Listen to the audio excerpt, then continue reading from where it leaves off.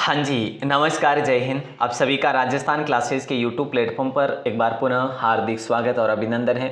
दोस्तों, बात करेंगे छोटा भीम पेपर, यानी कि इसमें मिक्स क्वेश्चंस रहने वाले हैं। मिक्सर कैसे, देखो, राजस्थान जीके के क्वेश्चन भी रहेंगे, भारत सामान्य ज्ञान के क्वेश्चन भी रहेंगे, विज्ञान के क्वेश्चन भी रहेंगे और करंट के क्वेश्चन भी रहने वाले हैं आपके लिए 5-7। और दोस्तों, कंप्यूटर के क्वेश्चंस भी रहने वाले। तो अब इससे मिक्स और बताइए क्या होगा। जीके जीएस कंप्लीट मिक्स रहेगा। 40 से 45 प्रश्न रहने वाले हैं। सुपरफास्ट करेंगे। आपसे रिक्वेस्ट है, आप इस क्लास के आखिर तक अगर जुड़े रहते हैं तो 100% सही करेंगे आप लोग इसके आंसर। अगर 45 प्रश्न है तो आप 45 सही करोगे, ऐसा मेरा मानना है। बाकी अब देखो, 1-2 प्रश्न गलत हो सकते हैं, बट आज आप गलत नहीं करेंगे। आपका इतना जो है हौसला बुलंद हो जाएगा आज की क्लास को देखने के बाद। गूगल पर सर्च करें दोस्तों राजस्थान क्लासेज, आपको कंप्लीटली मॉडल पेपर और उन सब की पीडीएफ जो है आपको कहाँ पर मिलेगी, राजस्थान क्लासेज वेबसाइट पर मिलेगी, डाउनलोड कर सकते हैं। टेलीग्राम पर सर्च करिएगा राजस्थान क्लासेज ऐसे का ऐसे, तो आपको मिल जाएगा अपना चैनल, ठीक है। और यूट्यूब पर आप लोग इस नाम से सर्च करके आ सकते हैं। आज का पहला सवाल आपकी स्क्रीन पर और कुछ इस प्रकार से पूछा जा रहा है कि भाई, क्या पूछा जा रहा है, भारत की सबसे बड़ी सौर दूरबीन वेधशाला किस जिले में लगाई गई, ये आपसे सवाल किया जा रहा है। तो दोस्तों, बड़ा आसान सा सवाल है और राइट आंसर आप सभी का हो जाएगा। बोले सर उदयपुर में की गई, यानी ऑप्शन सी। पहले से ही शुरुआत करिएगा, ऑप्शन सी को लॉक करेंगे। और अगला सवाल आपकी स्क्रीन पर है कि आयाम कला और संस्कृत अकादमी जो है ना, संस्कृति एकेडमी नहीं बल्कि संस्थान किसके द्वारा स्थापित किया गया। देखिए, आयाम कला और संस्कृति संस्थान किसके द्वारा स्थापित किया गया है, तो प्रोफेसर चिन्मय मेहता के द्वारा। कहाँ पर स्थापित किया गया, अगर ऐसा सवाल करें तो जयपुर में स्थापित किया गया। ये राजस्थान जीके का सवाल था दोस्तों। अगला सवाल है, पार्किंसंस बीमारी में क्या होता है, यानी कि पार्किंसंस बीमारी में होता है, एक तो डोपामीन की कमी होती है दोस्तों, और एक मस्तिष्क के बेसल गैंग्लिया की क्षति होती है, यानी बी और सी राइट होगा। ऑप्शन डी को लॉक कर देंगे आप सभी लोग। बहुत इंपॉर्टेंट सवाल था। सबसे बड़ी सब्जी मंडी राजस्थान में कहाँ स्थापित की गई, तो दोस्तों याद रखना, सबसे बड़ी सब्जी मंडी राजस्थान के मुहाना में स्थापित की गई, और मुहाना आपके जयपुर में पड़ता है। कहाँ पर पड़ता है, जयपुर में पड़ता है मुहाना, याद रखना। और देखिए, हम बात करें और भी, जैसे भारत का पहला होम्योपैथिक विश्वविद्यालय कहाँ पर है, वो भी जयपुर में है ना। और अगला सवाल देखिए, पूछा जा रहा है, मंडी पर्वतीय नगर जो है ना किस राज्य में स्थित है। मंडी नामक पर्वतीय नगर है दोस्तों, और ये आपके हिमाचल प्रदेश में स्थित है। कहाँ पर है, हिमाचल प्रदेश में स्थित है। और जो केरल में कौन सा है, पेरियार दोस्तों, पेरियार पर्वतीय नगर कहाँ पर है, केरल में, याद रखना। और तमिलनाडु में आपका कुन्नूर नामक पर्वतीय नगर है, ठीक है। अगला सवाल देखिए, पूछा जा रहा है कि भाई लोक देवता देवनारायण जी का मेला कब भरता है। बड़ा आसान सा सवाल है और हमने इस प्रश्न को कई मरतबा पढ़ा भी है। बोले सर, लोक देवता जो है देवनारायण जी का मेला भाद्र शुक्ल छठ और सप्तमी को भरता है दोस्तों, है ना। और इनका संबंध है भीलवाड़ा से, ठीक है। और देखो, बात करें तो इनके जो है गुर्जर भोपों के द्वारा इनकी फड़ भी बासी जाती है, जिसमें जंतर वाद्य यंत्र का प्रयोग करा जाता है, याद रखना।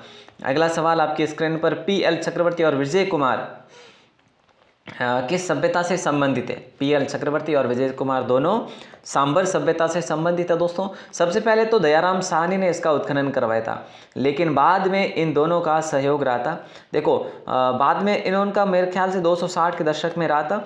दयाराम साहनी ने 1936 में इसकी खुदाई करवा ली थी, याद रखिएगा। अगला सवाल देखो कि ऊर्जा संरक्षण दिवस कब मनाया जाता है।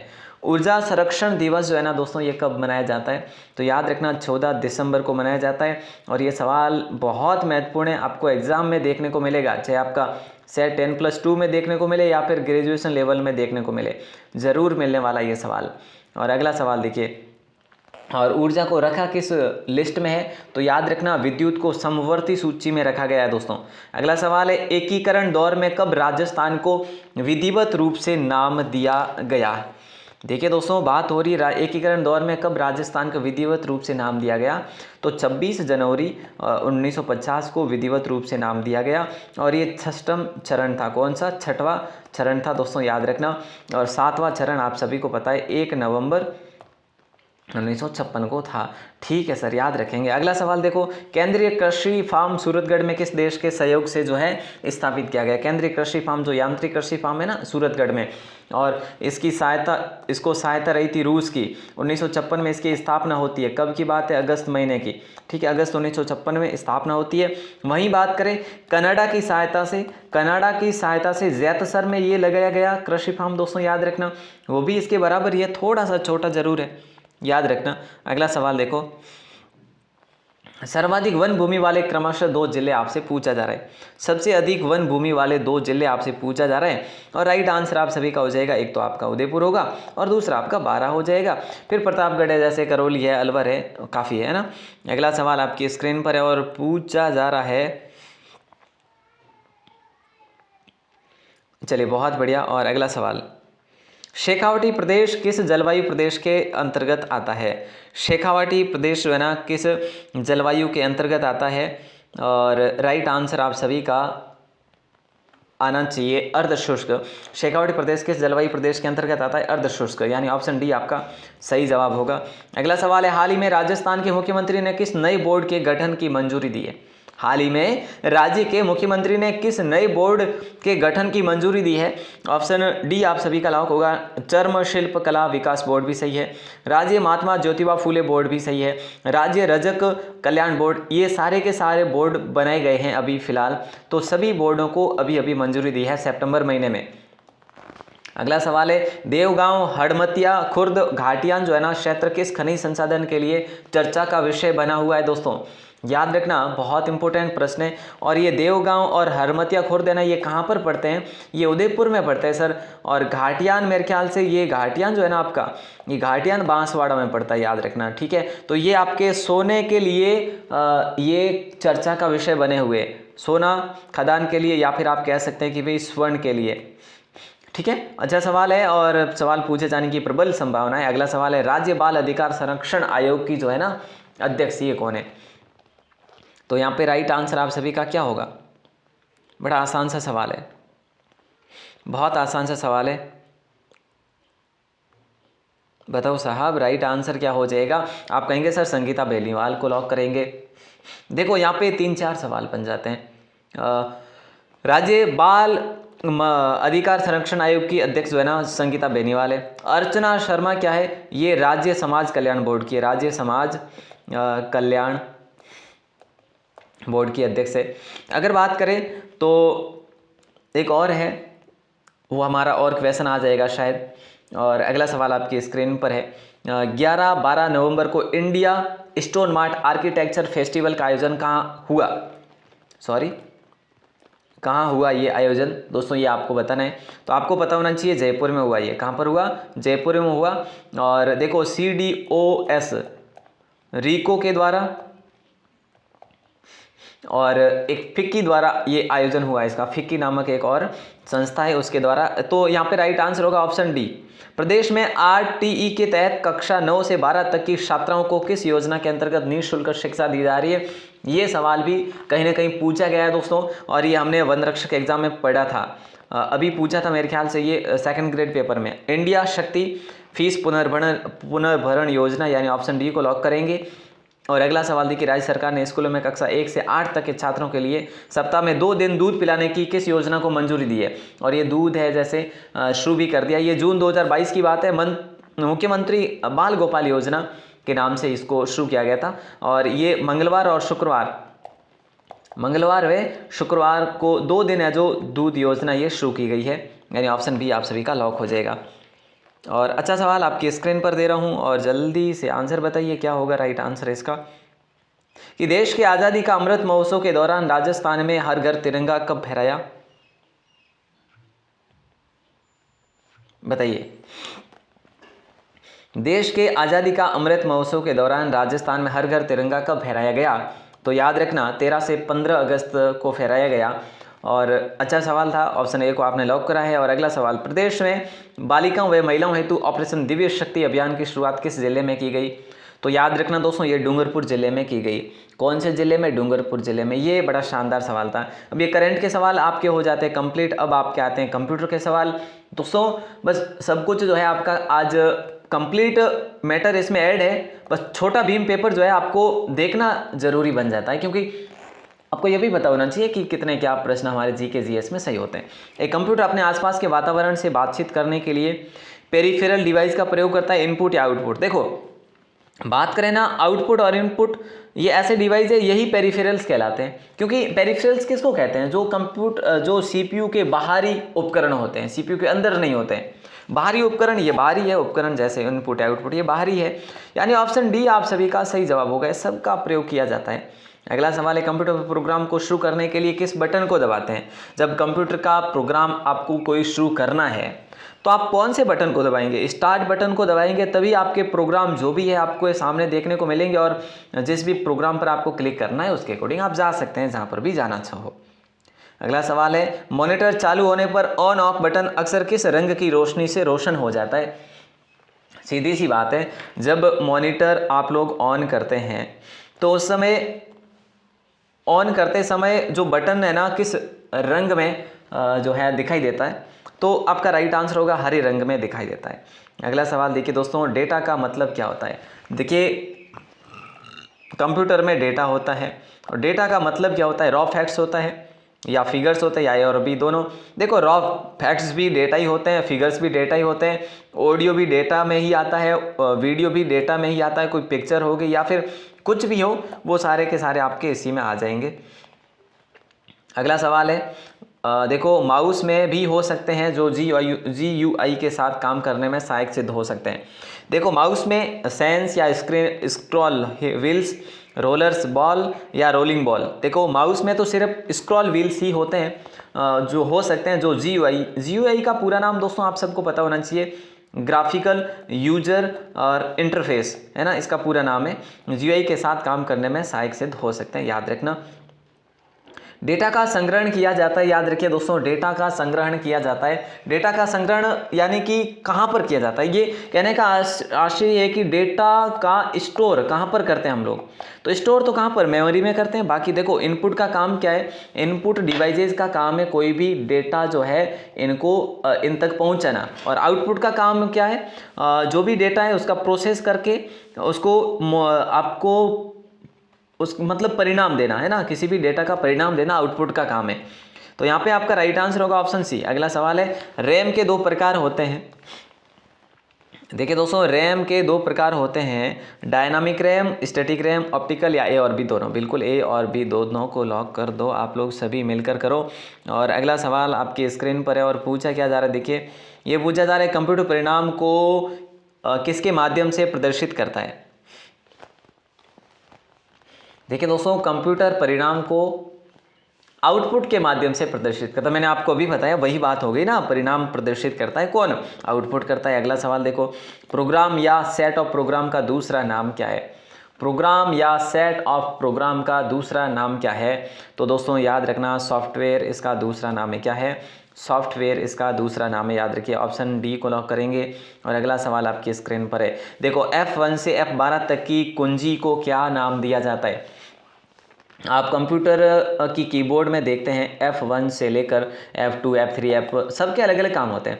F12 तक जो है ना दोस्तों, इसका नाम क्या है? बोले सर F का मतलब होता है फंक्शन, फंक्शन कीज इसका पूरा नाम होता है, यानी कि ऑप्शन आपने सी को चुना है, बिल्कुल आपका सही जवाब होगा। संख्यात्मक दोस्तों होती है न्यूमेरिकल कीज, ठीक है। और बात करें टॉगल कीज कौन सी होती है? देखो टॉगल कीज उसको कहते हैं जो होते हैं ना num lock, scroll lock, caps lock, है ना। Num lock, scroll lock, caps lock जो आपके लाइटिंग भी प्रदर्शित करती है वो, है ना। तो याद रखना, जिसके इंडिकेटर्स भी होते हैं। और अगला सवाल आपकी स्क्रीन पर, राष्ट्रीय हरित प्राधिकरण NGT की स्थापना, नेशनल ग्रीन ट्रिब्यूनल है ना, नेशनल ग्रीन ट्राइब्यूनल या ट्रिब्यूनल। देखिए राष्ट्रीय हरित प्राधिकरण की स्थापना जो है 2010 में करी गई थी, 2010 में, ठीक है। पहले अध्यक्ष रहे थे लोकेश्वर सिंह, इसके कौन रहे थे? लोकेश्वर सिंह इसके पहले अध्यक्ष रहे थे, याद रखना। अगला सवाल देखो दोस्तों, पूछा जा रहा है कि भी विश्व में सबसे ज़्यादा पाई जाने वाली ग्रीन हाउस गैस कौन सी है? विश्व में सबसे अधिक पाई जाने वाली जो ग्रीन हाउस गैस है ना, वह ओजोन नहीं बल्कि जल वाष्प हो जाएगा। ऑप्शन बी आप सभी का सही जवाब हो जाएगा। और अगला सवाल आपकी स्क्रीन पर है दोस्तों, पूछा जा रहा है कि बिलीगिरी रंगा जो है ना, देखो बिलीगिरी रंगा मंदिर वन्यजीव अभ्यारण्य कहाँ पर स्थित है, किस प्रदेश में स्थित है, ऐसा सवाल आपसे किया जा रहा है। तो राइट आंसर आप सभी का हो जाएगा ऑप्शन सी, यानी कि कर्नाटक में। कहाँ पर है बिलीगिरी रंगा पार्क जो है ना, ये कर्नाटक में स्थित है। और अगला सवाल है, विश्व में सौर ऊर्जा से संचालित नाव सर्वप्रथम किस झील में चली थी। विश्व में सौर ऊर्जा से संचालित नाव सर्वप्रथम किस झील में चली थी। तो याद रखना दोस्तों, ये आपके पिछोला झील में चली थी। पिछोला झील कहाँ पर है सर, पिछोला झील आपके कहाँ पर है, पिछोला झील ऑप्शन बी को लॉक कर देंगे। बड़ा शानदार सवाल है, और उदयपुर में है पिछोला झील, सबको पता है। निर्माण किसने करवाया था, चित्रमल बंजारे ने इसकी खुदाई करी थी। लाखा के समय इस पिछोला झील का निर्माण करा गया था। और अगला सवाल आपकी स्क्रीन पर है, सैडल पर्वत श्रेणी कहाँ पर अवस्थित है। देखिए दोस्तों, सैडल पर्वत श्रेणी कहाँ पर स्थित है, तो याद रखना अंडमान निकोबार में स्थित है, यानी ऑप्शन सी आप सभी का लॉक हो जाएगा। उत्तरी अंडमान में ये स्थित है सैडल पर्वत श्रेणी। विश्व में सबसे ज़्यादा पाई जाने वाली ग्रीन हाउस गैस कौन सी, आपने कहा सर ऑप्शन बी हो जाएगा, जल वाष्प गैस होगा। ये सवाल हमारा रिपीट हो गया, खैर कोई बात नहीं। लेकिन अगला सवाल देखो, दाचीग्राम राष्ट्रीय उद्यान कहाँ पर है। तो देखिए दोस्तों, दाचीग्राम राष्ट्रीय उद्यान आपके जम्मू कश्मीर में, याद रखिएगा कहाँ पर है, जम्मू कश्मीर में है। और हम बात करें तो इसका जो मुख्य यहाँ का आकर्षक जानवर है वो कौन सा है, तो याद रखना बारहसिंगा है। कौन सा है, बारहसिंगा, तो जम्मू कश्मीर में है। अच्छा सवाल है। और अगला सवाल देखो, निम्न में से भारत की कौन सी चोटी सबसे ऊंची है, इनमें से कौन सी चोटी सबसे ऊंची है। तो मैं आपके लिए यहाँ पर लिख सकता हूँ गॉडविन ऑस्टिन।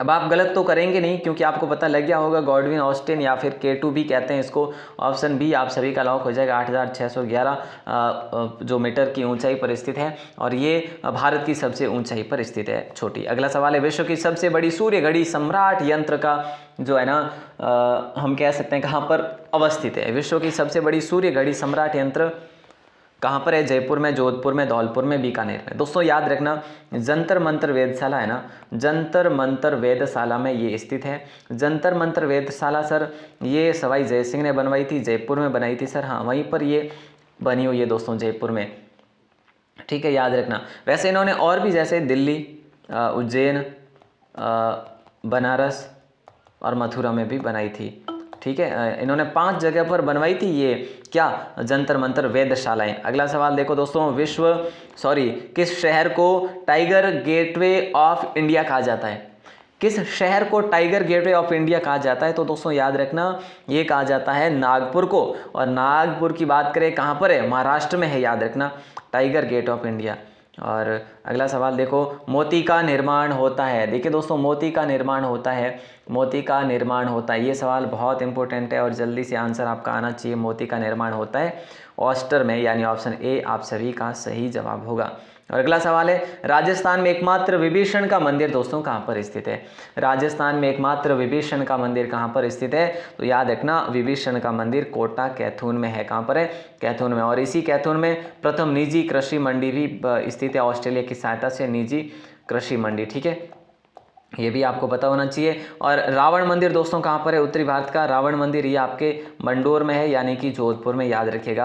अगला सवाल आपकी स्क्रीन पर दे रहा हूँ मैं, और अच्छा सवाल है अगला भी। हिमालय का अग्रभ्रंश स्थित है, हिमालय का अग्रभ्रंश जो है ना कहाँ पर स्थित है। शिवालिक तथा लघु हिमालय नहीं होगा सर, महान ट्रांस भी नहीं होगा, लघु महान भी नहीं होगा, शिवालिक और गिरिपद खंड के मध्य होगा, यानी ऑप्शन डी यहाँ पर आप सभी का सही आंसर होने वाला है। ओके दोस्तों, और अगला सवाल आपकी स्क्रीन पर, मोती का निर्माण होता है, ये सेम क्वेश्चन टाइप हो गया, लेकिन कोई बात नहीं, ऑस्टर को लॉक कर देंगे, ठीक है, आपका बोनस हो जाएगा। अगला सवाल है, पारिस्थितिकी तंत्र में ऊर्जा का प्रवाह जो है ना कैसा होता है। पारिस्थितिकी तंत्र में ऊर्जा का प्रवाह जो होता है दोस्तों वो कैसे होता है, एक दिशीय, द्विदिशीय, बहुदिशीय या उपरोक्त सभी। तो यहाँ पर इसका आंसर तो मैं बता दूं, ठीक है, लेकिन आपको ये बताने कि आपके इन 40 प्रश्नों में से कितने सवाल सही हुए हैं दोस्तों, ये आप कमेंट करेंगे तो ही मैं इसका आंसर बताऊं। अगर आप ये कमेंट ना करो तो फिर इसका आंसर मैं ना ही बताऊं, इसीलिए कह रहा हूँ इसका आंसर तो एक दिशीय हो जाएगा दोस्तों, ठीक है, लेकिन आप ये 40 में से प्लीज़ ज़रूर बताइएगा कमेंट में। और आप लोगों को मैंने बताया कि भाई मॉडल पेपर डाउनलोड कर सकते हैं बिल्कुल निःशुल्क, कोई शुल्क है नहीं। राजस्थान क्लासेस की वेबसाइट पर विजिट करके गूगल में जाकर लिखना है ये राजस्थान क्लासेस सिर्फ, तो आपको मिल जाएगी। राजस्थान क्लासेस टेलीग्राम को भी ज्वाइन करें, बाकी सबके लिंक भी डिस्क्रिप्शन में दिए हुए हैं, आप ज्वाइन कर सकते हैं, जा सकते हैं।